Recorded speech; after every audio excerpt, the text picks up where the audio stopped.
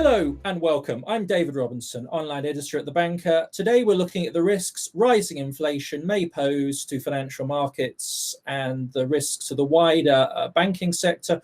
With me to discuss this is James King, the Europe editor at The Banker. James, as I understand it, some people expect inflation will rise as we come out of the pandemic for two reasons. You've got lots of pent-up consumer demand, combined obviously with disrupted supply chains, and that will equal higher prices. I imagine it's not as simple as that, but what's behind this fear of rising inflation, and how worried should we be? Well, that's right, David. There are really kind of two viewpoints in what is becoming kind of a great inflation debate, essentially. And on the one hand, you have some analysts and observers who are looking at events taking place in the US, for example, where we're seeing massive fiscal and monetary stimulus taking place side by side, coupled with a huge amount of pent-up household savings, about $2 trillion worth in the US right now. Brushing up against some supply side constraints, which will be sort of taking effect later this year. And they expect to see a pretty significant jump in inflation towards the end of this year and into 2022.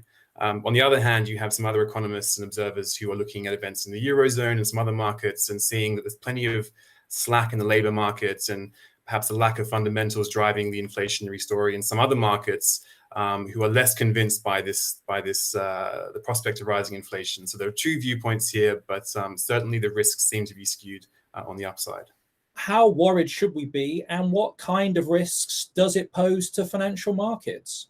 Well, the markets are already responding to this changing picture, particularly in the US, and we're seeing right now pretty significant movements in the US Treasuries markets. Investors are selling up and moving out of those instruments just because this inflationary picture seems to be moving quite quickly in the US.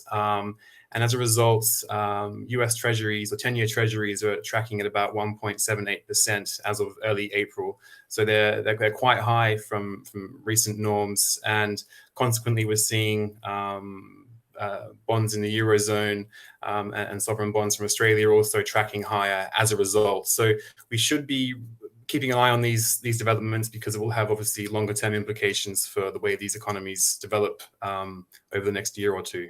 And I know central banks are looking to address this situation. What do you think the mood music is among the big central banks, and how do you think they might deal with this issue? It's quite a mixed picture, actually. I mean, we've seen both the Reserve Bank of Australia, for example, and the ECB being a little bit more aggressive in terms of their bond purchasing programs to try and push down yields, and they're keeping a close eye on those developments moving forward. In the US, the Fed is a little bit more relaxed, it seems. They've taken quite a dovish approach to their sort of monetary policy stance. Their average inflation targeting regime is again quite loose. So they seem to be less concerned, even though there are risks that are clearly emerging. So I think for now they're holding back, but I think there are some voices in the market which are expecting to see perhaps some kind of tightening of monetary policy, particularly from the Fed, towards the end of the year. But it's a case of wait and see at the moment. Well, James, thank you. It's certainly an area we'll be watching closely in the months ahead as many countries come out of the pandemic. Thank you.